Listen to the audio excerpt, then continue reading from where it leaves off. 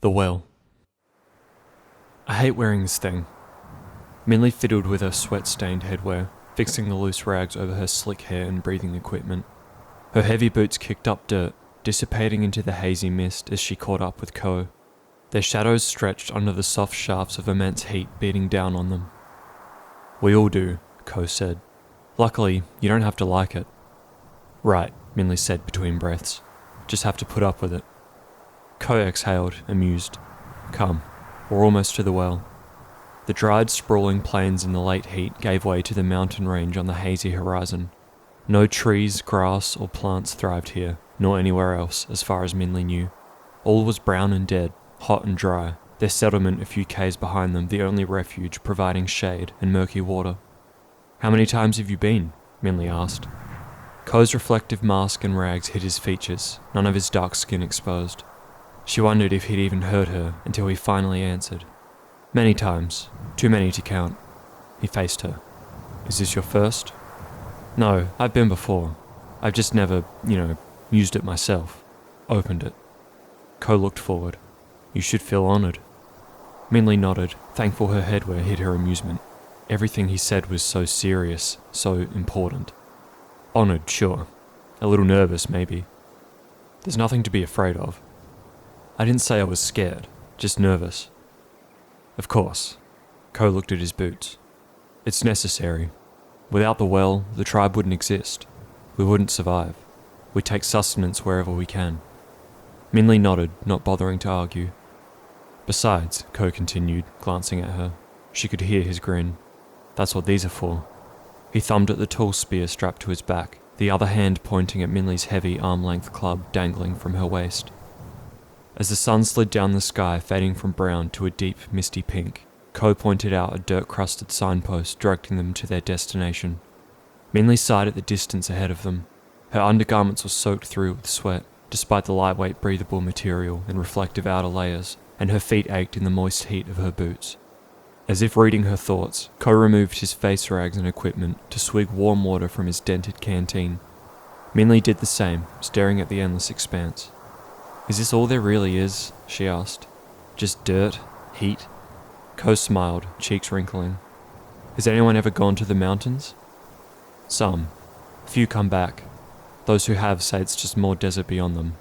So, yes, it is just this." Minley shook her head. "There should be something to make it all worth it, right?" Ko laughed, a deep bellow in his chest. "They warned me about you, your big ideas. Said I was foolish to bring you with me."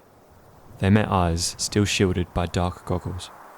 "Surviving, living another day, that makes it worth it." "Just surviving? That's all the tribe is ever going to be?" "What else is there?" "Well, what are we surviving for? Just to get more food, more water, to have more children so they can do the same?" "Yes, to continue living." Minley sighed. Never mind. Clearly he didn't understand. Ko smiled wider, looking towards the mountains. "Nothing else matters, Minley. Not anymore. This," he said, sweeping an arm across the landscape, "this is our world.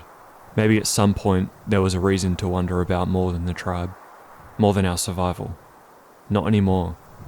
It's all there is, and if you live your life thinking there will ever be more, you'll only be met with disappointment."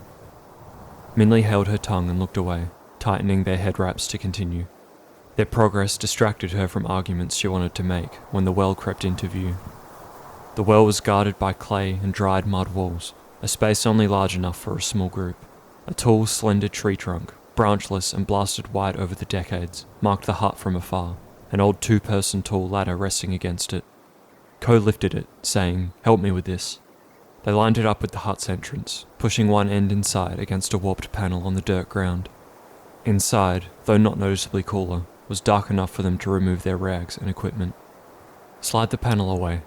Ko held the other end of the horizontal ladder up outside. "Careful." Crouching, Minley pulled the heavy panel to the side, exposing the immense darkness below. Ko warned her back before pushing the ladder forward into the opening, still holding it mostly horizontal. He paused, waiting for Minley to meet his eyes. "Remember," he said, "this is our survival. It's necessary." "I know. I'm reminding you, it's not always easy the first time." He watched her, leaving space for argument, but Minley stood her ground. Understanding, he pushed the ladder forward. It slid into the depths of the well until it met resistance at the bottom with a firm jolt. Ko held it above the hole around his knees, the rest disappearing in the darkness. The only hint of what they might find below a few confused, weak murmurs. Minley looked into the void for the source of the noise, instead only met with a fierce, repugnant odour. Without her mask, the stench of skin, sweat, waste, decay and refuse disgustingly churned together. She stepped back and met Ko at the ladder. He still held the top as Minley approached it. "Ah," he said, giving her pause. "We don't go down." Minley stepped back, silently relieved. The murmurs grew in volume and number, rising from the depths, demonic. Soon the ladder trembled with contact below, but Ko held it firmly. "Ha!" he called, so suddenly Minley froze.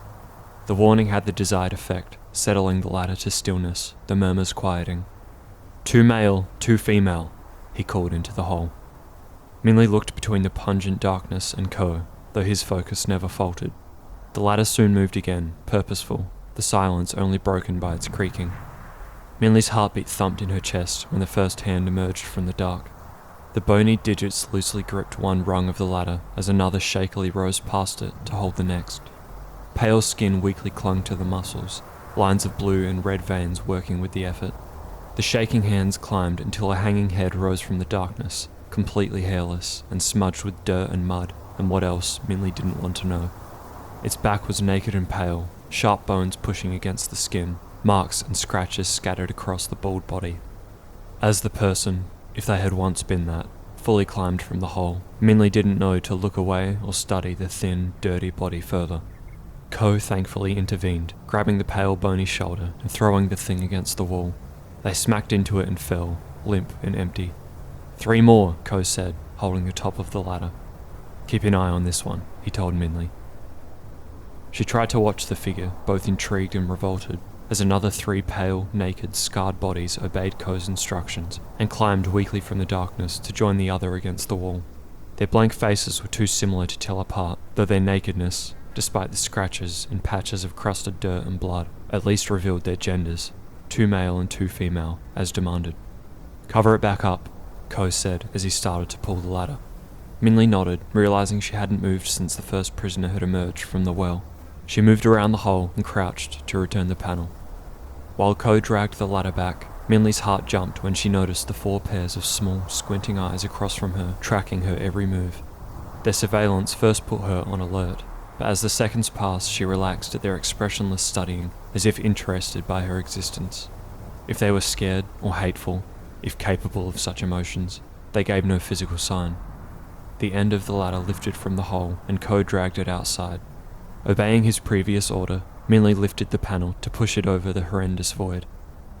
Ko yelled outside, but Minley didn't hear over the guttural grunt bursting from one of the things across from her.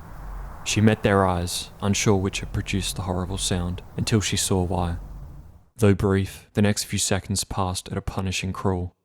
From one of its many blood-crusted wounds, one of the things yanked a thin bone the length of its hand from the flesh of its own thigh. Before Minley had time to realize it had been intentionally placed there, the thing leapt for her. She dropped the panel and threw her hands up in time to catch the thing as it collapsed on her, pinning her to the ground and pushing the sharpened bone towards her, blood dripping on her cheek. The shock of the attack, none of the tribe had ever reported something so unexpected, quickly faded, and Minley pushed the weak thing off her, standing to wrench the club from her waist and swing it around in one swift movement. The heavy end crushed the thing's face into the dirt, caving in the skull in a spray of warm blood, the body twitching and writhing. A searing heat drilled into her neck. She instinctively, weakly, swung the club around, bringing her free hand to her throat. A dark heat seeped through her fingers as she met eyes with another pale thing, a female, holding another sharpened bone, coated in what Minley realized was her own blood. "Minley!" Ko stormed in with his spear, driving it into the abdomen of her attacker. Blood sprayed from both ends where the spear pierced, but Minley felt no relief. She fell to her knees, dropping her club to squeeze her neck with both hands, as the blood gushed from the small wound. With every pulse of her quickening heartbeat, more heat spurted through her fingers, the intense, piercing pain rising exponentially. In her distress, she managed to comprehend Ko trying to pull the spear free from his victim, but the pale thing gripped the pole lodged in its stomach, grunting with each of Ko's attempts, blood running down its legs to pull at its feet.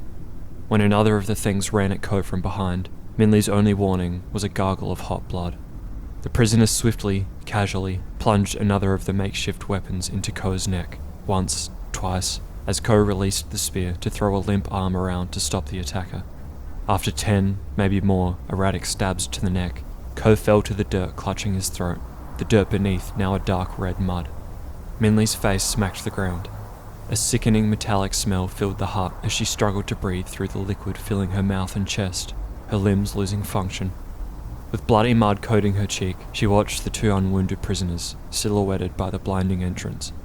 Both the male and female's blank faces watched Minley dying in the dirt before shambling from the hut into the heat outside.